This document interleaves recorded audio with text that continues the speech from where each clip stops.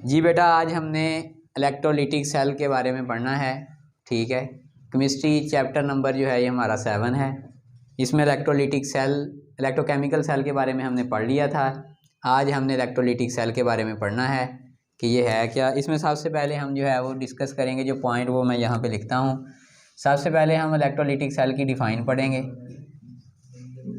ठीक है, उसके बाद इलेक्ट्रोलिटिक सेल की डिफाइन के बाद इसका जो प्रोसेस इसके अंदर होता है उसको डिस्कस करेंगे। उस प्रोसेस का नाम है, बुक वाले ने लिखा हुआ है जी, इलेक्ट्रोलाइसिस भी इसे कह देते हैं, इलेक्ट्रोलिसिस भी इसे बोलते हैं। अगला इसकी एग्जांपल आएगी।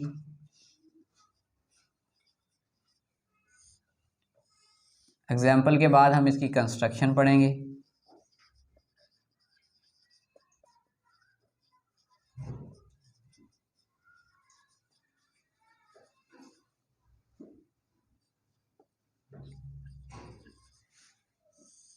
उसके बाद इसकी वर्किंग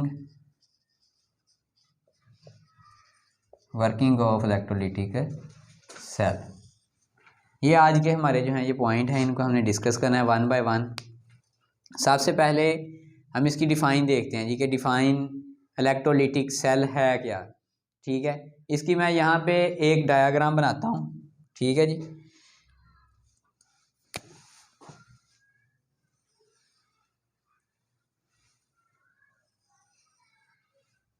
पेपर में अगर क्वेश्चन आ जाए तो आपने इसकी डायग्राम भी साथ बनानी है। ठीक है, क्या करना है आपने, इसकी डायग्राम भी आपने साथ बनानी है, क्योंकि ये क्वेश्चन जो है ये लॉन्ग क्वेश्चन आ जाता है, तो इसके साथ आपने डायग्राम भी बनानी है। इसमें 2 इलेक्ट्रोड लगे होंगे, आपकी बुक पे बनी हुई है ये। ठीक है, इस तरह ये मेटल के बने हुए 2 इलेक्ट्रोड होंगे। एक का नाम कैथोड है और एक का नाम एनोड है। ठीक है, इसमें से जिसको मर्जी आप कैथोड कह दें और जिसको मर्जी एनोड कह सकते हैं। हम इसको जो है वो क्या कह देंगे, कैथोड है। क्या है ये, क्योंकि इस पे नेगेटिव चार्ज है इसलिए मैंने सारे नेगेटिव जो है वो लगा दिए। तो उसका हम क्या कहते हैं, ये क्या है जी हमारा, और ये क्या है, दूसरी साइड वाला क्या होगा, एनोड पे कौन सा चार्ज होता है, पॉजिटिव चार्ज होता है। और इसको हम एक बैटरी के साथ जोड़ देंगे।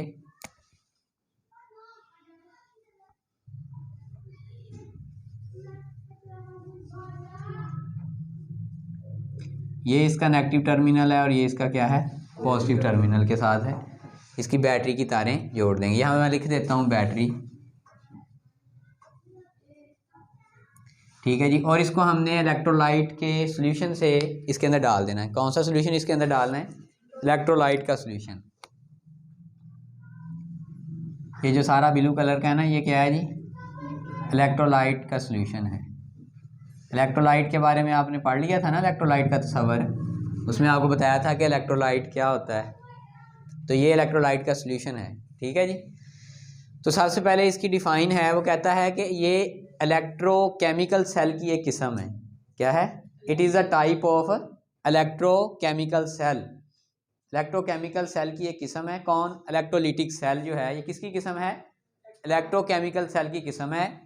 और इसमें नॉन स्पॉन्टेनियस केमिकल रिएक्शन को वकूफ़ पजीर करवाया जाता है। ठीक है जी, कौन से रिएक्शन इसके अंदर होते हैं, नॉन स्पॉन्टेनियस। अब आप लोगों को पहले ये टर्मिनोलॉजी बताई हुई है, नॉन स्पॉन्टेनियस क्या होते हैं।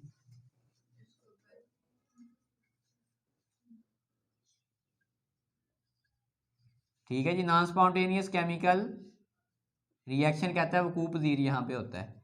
तो नॉन स्पॉन्टेनियस केमिकल रिएक्शन ऐसा केमिकल रिएक्शन होता है जिसको करवाने के लिए किसी बैरूनी एजेंट की ज़रूरत पड़ती है।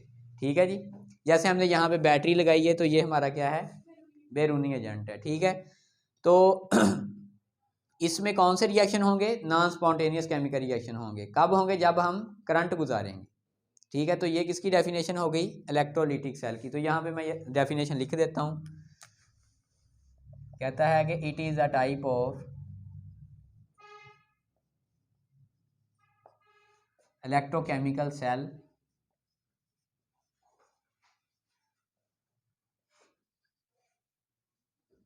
ये इलेक्ट्रोकेमिकल सेल की एक किस्म है।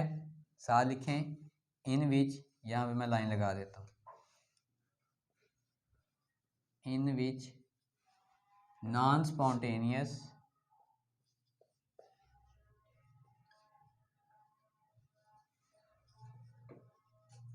केमिकल रिएक्शन, ये रिएक्शन को शॉर्ट फॉर्म में लिख दिया, ठीक है। Chemical reaction take place, non spontaneous chemical reaction जो है इसमें वकूफ पज़ीर होता है when electric current is pass, when electric current is pass, जब आप इसमें से इलेक्ट्रिक करंट गुजारेंगे तो इसमें नॉन स्पॉन्टेनियस केमिकल रिएक्शन वकूफ पज़ीर होगा। तो हम इसको क्या कह देंगे, इस कार्ड, किसकी डेफिनेशन है ये, इलेक्ट्रोलिटिक सेल की डेफिनेशन है, ठीक है। तो ये सबसे पहला हमारा जो पॉइंट है ये हमने डिस्कस किया, डिफाइन इलेक्ट्रोलिटिक सेल। पेपर में अगर शॉर्ट क्वेश्चन आ जाए डिफाइन इलेक्ट्रोलिटिक सेल या what is the electrolytic cell, give example, तो आपने ये डेफिनेशन लिखनी है और साथ क्या आप इसकी एग्जांपल देंगे। इसकी एग्जांपल है जी नेल्सन सेल है या डान सेल है। कौन कौन सी एग्जांपलें हैं इसकी, साथ ये तीसरा पॉइंट जो एग्जांपल का हमने लिखा है इसको अभी डिस्कस कर लेंगे, प्रोसेस बाद में देख लेंगे, ठीक है। एग्जांपल क्या है जी इसकी, बोलो। नेल्सन सेल और दूसरा सेल कौन सा है, डान सेल। तो इनके बारे में भी हम वन बाय वन डिस्कस करेंगे इसी चैप्टर के अंदर। ये नेल्सन साइंटिस्ट है उसके नाम पे सेल है, ये डान जो है सेल ये भी साइंटिस्ट के नेम पे ही है, ठीक है। तो अभी हम इसको जो है रेज करके साथ में इसका प्रोसेस देखते हैं जिसको हमने इलेक्ट्रोलिसिस या इलेक्ट्रोलाइसिस बोलते हैं।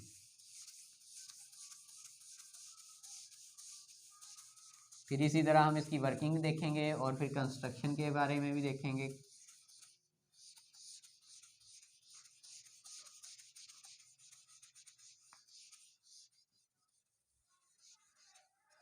जी देखें ये प्रोसेस जो है इसका नाम है, क्या प्रोसेस का नाम बताया आप लोगों को, इलेक्ट्रोलाइसिस, या इसे क्या बोल सकते हैं जी।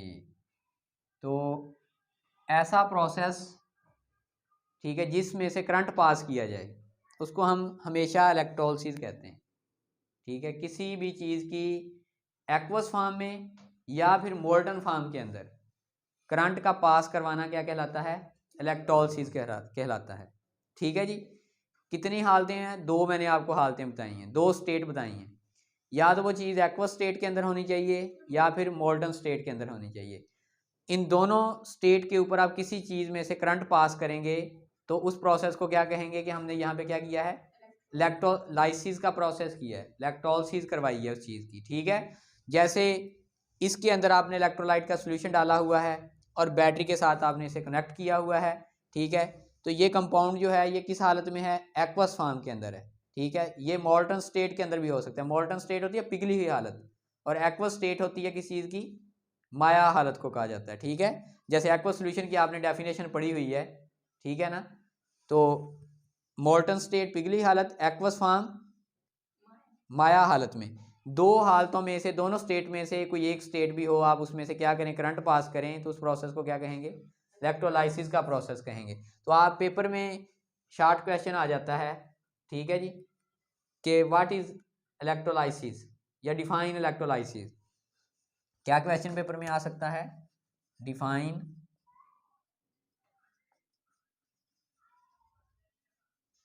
इलेक्ट्रोलाइसिस या इलेक्ट्रोलिसिस। तो आप वहाँ पे क्या लिखेंगे, किसी कंपाउंड के एक्वस फॉर्म में या फिर उसकी पिघली हालत में से करंट गुजारने पर वो चीज़ क्या हो जाए, तहलील होकर अपने आयन में तब्दील हो जाए, तो हम उसे क्या कहते हैं, इलेक्ट्रोलाइसिस कहते हैं। मतलब आपने उस कंपाउंड की जो एक्वस फॉर्म थी उसमें से करंट पास किया तो चीज़ बिल्कुल टूट कर, ठीक है, क्या हो गई, तहलील हो जाना, किसे कहते हैं इंग्लिश में, डिकम्पोज हो जाना। क्या कहते हैं उसे, डिकम्पोज हो जाना, तहलील हो जाना, ठीक है। तो अपने आयन में तब्दील हो जाए तो हम उसे क्या कहते हैं जी, यहाँ पे क्या हुई है, इलेक्ट्रोलाइसिस का प्रोसेस हुआ है। जैसे कि हम एक छोटी सी एग्जांपल देख लेते हैं इसके मतलब, जैसे ये देखें है NaCl ही है ना, ठीक है। तो इसकी पिघली हालत के अंदर से आप आप जो है वो माया हालत के अंदर एक्वस फॉर्म के अंदर करंट गुजारेंगे तो क्या होगा, इसे इसके आइन के अंदर मतलब जो है ना तब्दील हो जाएंगे ये। तो हम इसे क्या कह सकते हैं, ये क्या है, ये प्रोसेस कौन सा हुआ है, इलेक्ट्रोलाइसिस का प्रोसेस हुआ है। अब मैं इसकी आपको डेफिनेशन यहाँ पे लिख देता हूँ। कहता है कि when a compound it is defined as a chemical decomposition of compound, it is defined as का मतलब पता क्या होता है, हाँ इसकी तारीफ यूं की जा सकती है, ठीक है। अगर आप ये नाम भी लिखें इसे डिफाइंड एज तो तब भी ठीक है। तो आप इसके आगे शुरू कर सकते हैं, it is defined as uh, हाँ जी, chemical decomposition of a compound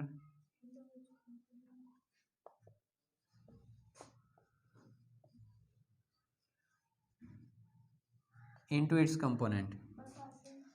और साथ में ये भी इसकी शर्त ये है, by passing a current, passing a electric current.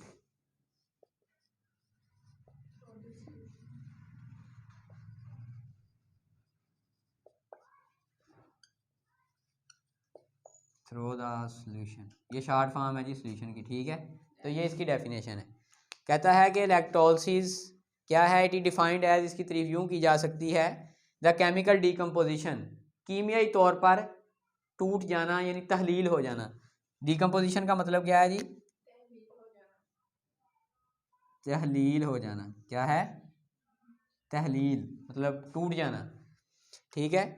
Of A compound, किसी कंपाउंड का, इनटू इट्स कंपोनेंट, अपने अज्जा में। कंपोनेंट का मतलब क्या होता है, अज्जा में, ठीक है जी, उर्दू में लिखा हुआ अज्जा। Bye passing a electric current, current गुजारने से, थ्रू अ सॉल्यूशन, किस में से करंट गुजारा, हाँ थ्रो दी सॉल्यूशन। वो सॉल्यूशन क्या हो सकता है, एक्वस फॉर्म में भी हो सकता है और मोल्टन स्टेट के अंदर भी हो सकता है। आपकी बुक वाले ने यहाँ पे जो लिखा है, through the solution of the compound, ठीक है, in aqueous or molten state. आप यहाँ पे जो है इसे इजाफा भी कर सकते हैं, through the solution of a compound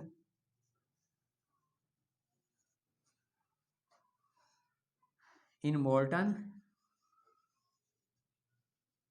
are in aqueous form, या एक्वस फॉर्म में लिख लें, ठीक है। एक्वस स्टेट भी कह सकते हैं इसे, एक्वस फॉर्म में भी कह सकते हैं, ठीक है। तो कहता है कि किसी भी दोबारा सुन लें, किसी भी कंपाउंड की पिघली हालत में से या उसकी माया हालत में से करंट का पास कर जाना और फिर उस कंपाउंड का अपने आइन में क्या हो जाना, अपने कंपोनेंट्स के अंदर क्या हो जाना, तहलील हो जाना, क्या कहलाता है, इलेक्ट्रोलिसिस कहलाता है। जैसे ये सोडियम क्लोराइड है, एक्वस फॉर्म में लिया, इसमें से करंट गुजारें तो ये अपने कंपोनेंट्स यानी अपने आइन में क्या हो जाता है, तहलील हो जाता है। तो अगला पॉइंट हमारा जो था वो क्या था, इसकी कंस्ट्रक्शन थी। किसकी भला कंस्ट्रक्शन पढ़नी है, हाँ जी, इलेक्ट्रोलिटिक सेल जो हमारा टॉपिक है उसकी कंस्ट्रक्शन पढ़नी। कंस्ट्रक्शन का मतलब क्या होता है, हाँ जी, उसकी हमने तैयारी पढ़नी है कि वो तैयार कैसे किया जाता है ना, मतलब उस सेल को तैयार कैसे किया जाता है। ये जो हमारे सामने सेल बना हुआ है इसको कैसे तैयार करेंगे हम, ठीक है, इसकी तैयारी पढ़नी है। आपके सामने बिल्कुल बना हुआ है, जस्ट आपको बताना है जी।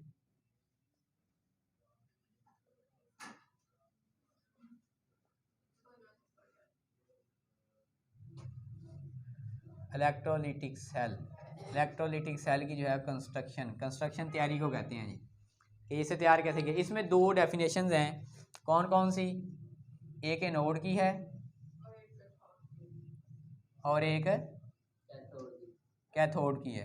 अब देखिए जी, पेपर में अगर डिफाइन आ जाए, डिफाइन कैथोड या डिफाइन एनोड, तो बच्चे वहाँ पे जाके जो है वो कन्फ्यूज़ हो जाते हैं, वो कहते हैं ये तो हमने पढ़ी हुई नहीं है। हालांकि इस चैप्टर के अंदर ये डेफिनेशन जो है ये बार बार रिपीट होगी, कैथोड क्या होता है, एनोड क्या होता है, ठीक है। तो इसकी हम जब कंस्ट्रक्शन देखते हैं तो बाद में हम इसकी डेफिनेशन को भी यहाँ पे रीड आउट करेंगे। कहता है कि कंस्ट्रक्शन में देखें भी, सबसे पहले आपके पास ये एक सेल बना हुआ है, ठीक है। सेल में हमने क्या किया हुआ है, 2 इलेक्ट्रोड लगाए हुए हैं, एक का नाम एनोड रखा है, दूसरे का नाम क्या रखा हुआ है, कैथोड रखा है। इसको एक बैटरी के साथ जोड़ दिया गया है। जो जिस पे पॉजिटिव चार्ज है उसको हमने क्या कह दिया, एनोड का नाम दे दिया, जिस पे नेगेटिव चार्ज है उसको हमने क्या नाम दे दिया, कैथोड का। और इसमें कौन सा सोल्यूशन डाला हुआ है, इलेक्ट्रोलाइट का। क्या डाला हुआ है, इलेक्ट्रोलाइट का सोल्यूशन है। किसका, इलेक्ट्रोलाइट का सोल्यूशन है ये जी। तो इसमें यहाँ पे अगर आपसे कोई कहे कि डिफाइन जो है इसे एनोड कहें तो क्या होगी, नहीं इस तरह तो नहीं ना आप लिख सकते कि जिसमें पॉजिटिव चार्ज, आपने लिखनी है the electrode which are connect to positive terminal, उसे हम क्या कहेंगे, पॉजिटिव टर्मिनल कहेंगे, इस कार्ड एनोड। क्या हम इसकी डिफाइन क्या कर सकते हैं,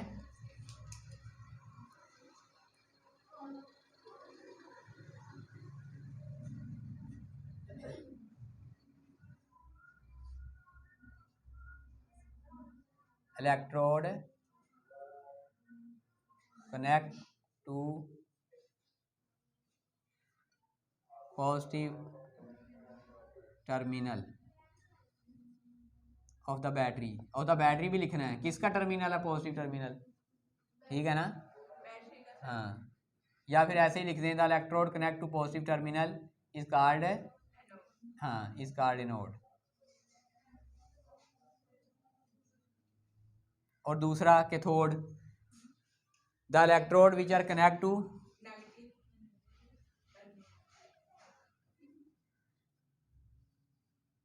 विच आर कनेक्ट लिख लें, ज़्यादा परफेक्ट हो जाएगी। चार connect to negative terminal is called cathode, इसे कैथोड कहते हैं। तो ये हमारी जो इसकी कंस्ट्रक्शन थी वो हमने पढ़ ली है। अब हमने इसकी वर्किंग पढ़नी है कि ये काम कैसे करता है ना। तो जो चीज़ हमने इसमें इलेक्ट्रोलाइट का सोल्यूशन डाला, ये करंट इसको मतलब बैटरी के साथ जोड़ा, इसके 2 टर्मिनल हैं, मतलब क्या क्या इसके अंदर प्रोसेस होता है वो सारा अभी हम देखते हैं।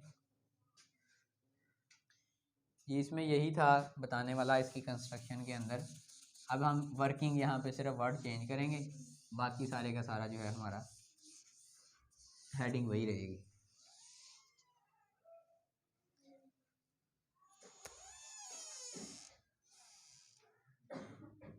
वर्किंग ऑफ इलेक्ट्रोलिटिक सेल कि ये काम कैसे करता है जी।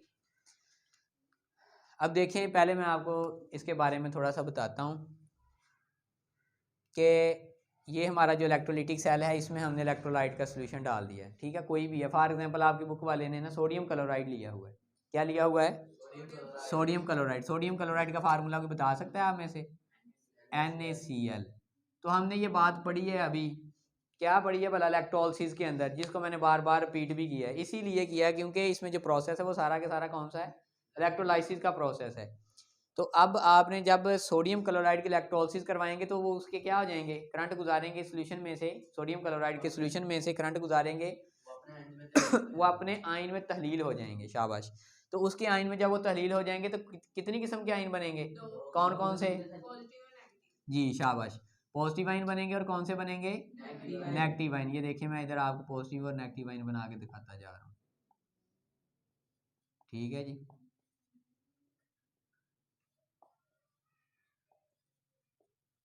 ये ले पॉजिटिव और नेगेटिव आयन यहाँ पे क्या हो गए, तहलील हो गए, मतलब यानी कि वो कंपाउंड तहलील होके पॉजिटिव और नेगेटिव आयन बन गए, डिकम्पोज हो गया वो कंपाउंड। कौन सा कंपाउंड था, NaCl, ठीक है।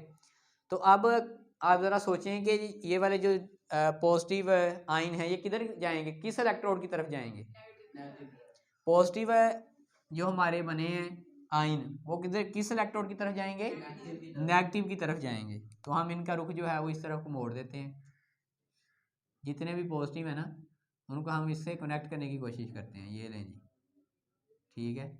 तो इस तरह ये सारे के सारे बताने का मकसद ये है कि जितने भी पॉजिटिव आयन हैं वो सारे के सारे किस पे इकट्ठे हो जाएंगे, जाके नेगेटिव पर। नेगेटिव का नाम क्या है, कैथोड। क्यों यहाँ पे जाके क्या करेंगे, ये वहाँ पे जाके उसके साथ जाके वहाँ पे क्या करेंगे, वहाँ पर अपने इलेक्ट्रॉन दे देंगे, क्योंकि इनके ऊपर जो है वो कौन सा, सॉरी, ये जो वाले जो हैं पॉजिटिव हैं, ये वहाँ पे जाके अपने इलेक्ट्रॉन क्या कर लेंगे, ले लेंगे, मतलब गेन करेंगे ना, इलेक्ट्रॉन को क्या करेंगे, गेन करेंगे। तो गेन ऑफ इलेक्ट्रॉन क्या कहलाता है, ऑक्सीडेशन या रिडक्शन कहलाता है, गेन ऑफ इलेक्ट्रॉन रिडक्शन कहलाता है, शाबाश।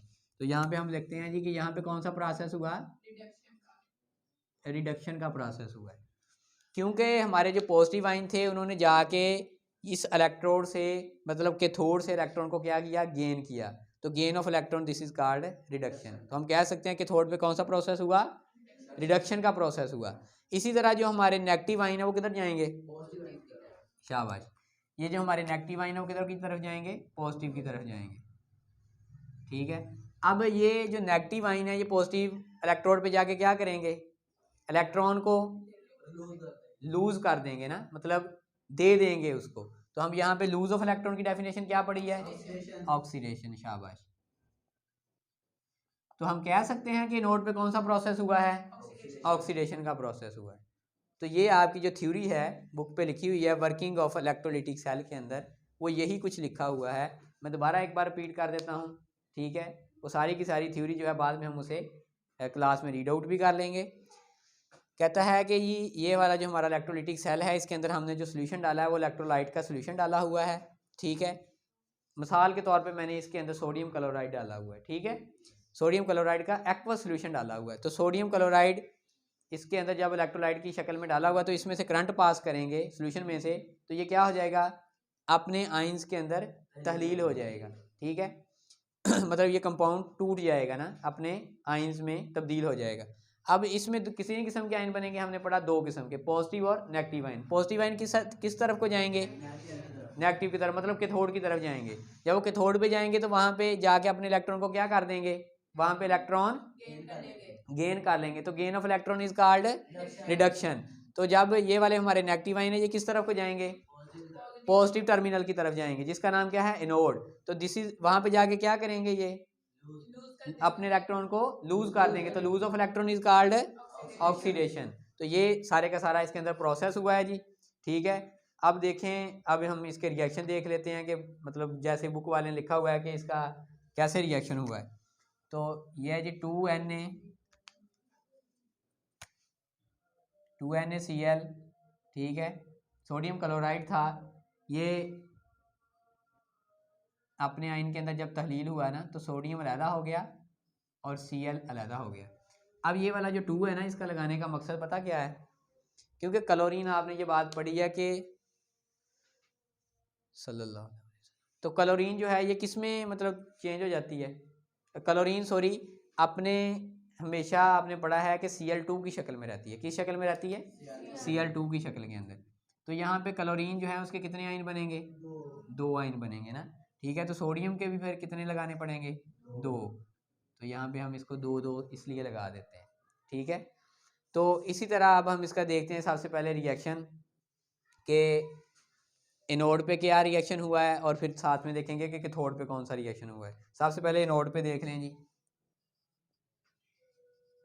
एनोड पे जो रिएक्शन हुआ कौन सा हुआ है, वो देखें आपके सामने लिखा हुआ है, ऑक्सीडेशन रिएक्शन हुआ है।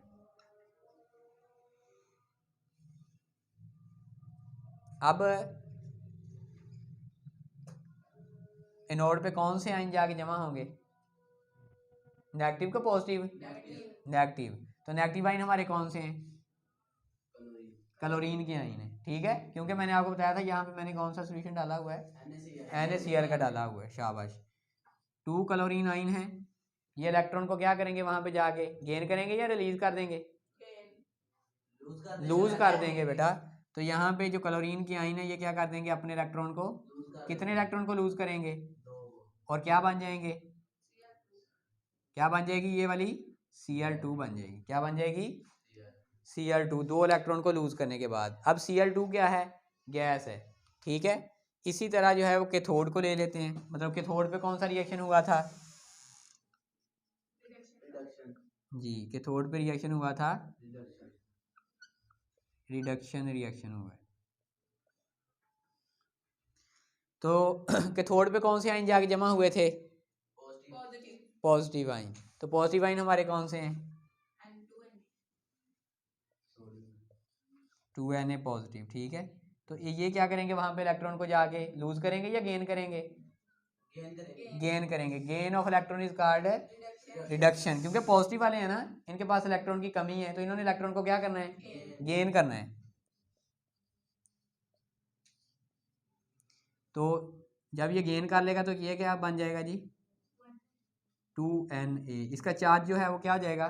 ख़त्म हो जाएगा, क्योंकि इसके पास जो डेफिशिएंस ऑफ इलेक्ट्रॉन थे ना, इलेक्ट्रॉन की कमी थी, वो पूरी हो चुकी है। क्योंकि 2 सोडियम थे, तो दोनों ने 2 इलेक्ट्रॉन को, एक इलेक्ट्रॉन को क्या कर लिया? गेन कर लिया। इसी तरह क्लोरीन था, उसके पास 2 इलेक्ट्रॉन एक्सेस थे, एक क्लोरीन एक इलेक्ट्रॉन लूज कर देगी, दूसरी क्लोरीन दूसरा इलेक्ट्रॉन लूज कर देगी, तो वो क्या बन जाएगी? क्लोरीन गैस बन जाएगी, Cl2। क्योंकि क्लोरीन जो है ये Cl की फॉर्म में नहीं ना रह सकती, ठीक है ना, ये Cl2 की शक्ल में हमेशा रहती है, मॉलिक्यूल की शक्ल में। कोई भी गैस है वो हमेशा मॉलिक्यूल की शक्ल में रहती है। तो आप इसका ओवरऑल रिएक्शन देख लेते हैं। क्या देख लेते हैं? Overall reaction. ओवरऑल रिएक्शन के अंदर क्या हुआ है जी? हुआ ये है कि हमने एक तो क्लोरीन के 2 लिए हैं आइन, और 2 कितने लिए? किसके लिए हुए हैं? सोडियम के। तो यहाँ मैं लिखता हूँ पहले सोडियम को, प्लस दूसरे क्या लिखे लिए हुए हैं? क्लोरीन के लिए हुए हैं, ऊपर लिखी है क्लोरीन Cl, ठीक है जी। तो क्या होगा, इनसे क्या बना था? इससे क्या बना था? क्लोरीन गैस, और इससे क्या बनी थी? Sodium 2Na। तो हम यहाँ लिख सकते हैं 2Na प्लस Cl2, और लिख सकते हैं कि नहीं लिख सकते? लिख सकते हैं ना। तो इसको अगर आप क्लोजिंग फॉर्म के अंदर लिखना चाहें तो ये क्या बनता है? 2NaCl, मतलब 2NaCl, ठीक है जी।